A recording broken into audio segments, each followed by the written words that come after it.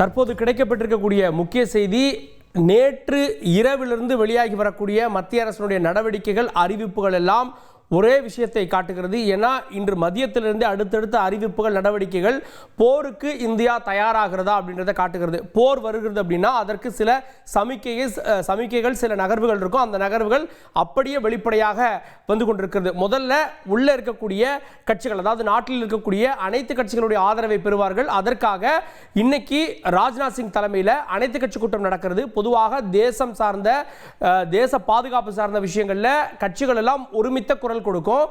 நேற்றே காங்கிரஸ் கட்சியுடைய தலைவர் திரு மல்லிகார்ஜுன கார்கே வந்து மத்திய அரசோடு துணை நிற்போம்னு சொல்லிட்டாரு. முதல்ல அவங்ககிட்ட விளக்கக்கூடிய ஒரு நிகழ்வு நடக்க இருக்கிறது. இது உள்நாட்டில் கட்சிகளுடைய ஆதரவை பெறுவது. ஏற்கனவே பப்ளிக் சென்டிமெண்ட் அப்படின்றது பாகிஸ்தானுக்கு பதிலடி கொடுக்கணும் அப்படின்ற பப்ளிக் சென்டிமெண்ட் வந்திருக்கிறது.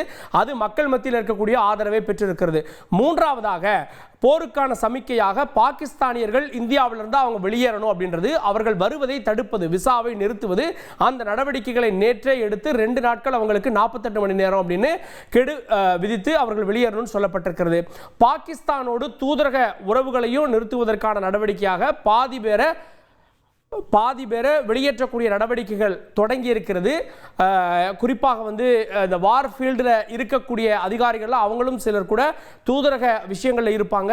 அதில் சரிபாதியான ஆட்களை வெளியேற்றக்கூடிய நகர்வுகளும் தொடங்கி இருக்கு. இதுக்கு அடுத்ததா குடியரசுத் தலைவரை சந்தித்து உள்துறை அமைச்சர் அமித்ஷா என்ன மாதிரியான நடவடிக்கைகள் எடுக்க போறோம் அப்படின்றத குடியரசுத் தலைவரிடம், அதாவது எனது அரசுன்னு சொல்லக்கூடிய குடியரசுத் தலைவரிடம் விவரித்திருக்கிறார். அதன் பிறகு முக்கியமான ஒரு நிகழ்வு, வெளிநாட்டு தூதுவர்களை சந்தித்து ஆலோசனையை நடத்துவதற்கு வெளியுறவுத்துறை திட்டமிட்டிருக்கிறது. ஒன்று, இந்தியாவினுடைய தற்போதைய நிலைமை, சூழலை விளக்குவது.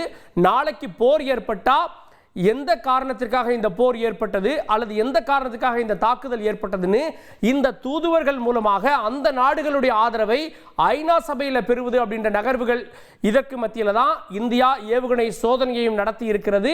சோ ஒரு முழு வீச்சில போருக்கான ஆயத்தை அடுத்தடுத்த நகர்வுகள் காட்டிக் கொண்டிருக்கிறது. உங்கள் தந்தி ஒன் தொலைக்காட்சியில் அலாவுதீன் தினமும் இரவு 8 மணிக்கு காண தவறாதீர்கள்.